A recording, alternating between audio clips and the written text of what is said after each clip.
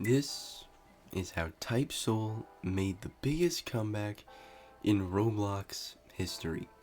So let's rewind back to when the game released. There was a lot of hype around Type Soul at the time of its release, and many had found the game interesting. However, the game has a dev team that seemed to have a pretty bad reputation. The mods back in 2023, when the game was in its previous prime, had a reputation of banning people for reasons that weren't really the best reasons in the world. I mean, yeah, the mods were doing their jobs, but they were banning people and then not really giving concrete explanations as to why they were even banned in the first place. Take, for example, Dizzle in July of 2023. He got banned for apparently saying a slur, which I'll show a picture here. It was eventually concluded that Dizzle didn't even say a slur, and he was just being framed by someone, so they did eventually unban him. Although this is still an issue, obviously, is they didn't even try to get really any message logs. They kind of just took the guy's word for it and permabanned him for some odd reason. In the future, the game eventually did fall off, and its player base kind of flatlined because the game stopped updating, and many would believe that Type Soul is done. Well, you'd be wrong, because in March of 2024, a full 5 months after the game would stop updating, the game would make its massive return. It was a huge update that had a lot of anticipation. It had new rollables, new weapons, new skills, a ton of new items, a literal ranked arena game mode. Apparently there was clan wars, new bosses, etc, etc, etc, you get it. And a ton of new balances that I would rather not read through.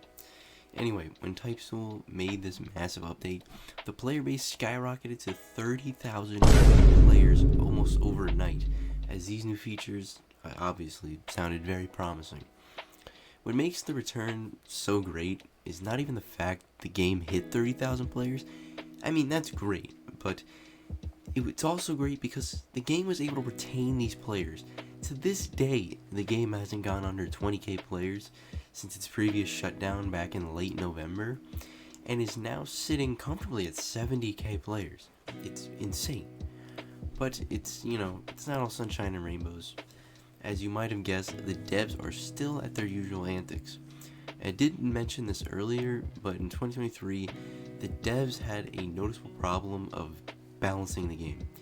There were a lot of weapons that were extremely OP and just not balanced in general, and in this new version of the game, the devs seem to have the same problem.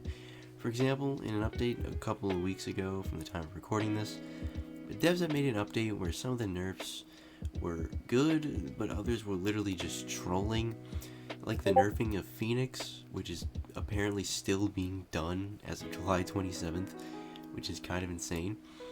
And the devs still argue sometimes about the weapons being good or bad, and it's only a little concerning that the devs are at a time not even on the same page about topics. But nonetheless, the game has made a huge comeback on Roblox.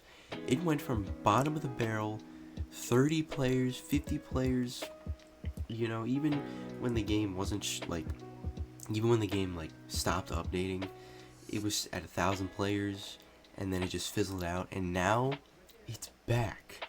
It's crazy to think that a game that shut down for half a year could come back with this. It's insane. But Type Soul is without a doubt in a good place and is making a ton of money for devs. And I've heard the new update is really good. So, let me know what you guys think. What do you guys think of Type Soul? Is it a good game? You think it deserves its players? You know what I mean? And yeah. So I'll see you guys in the next episode. This is how Type Soul had the biggest comeback in Roblox history.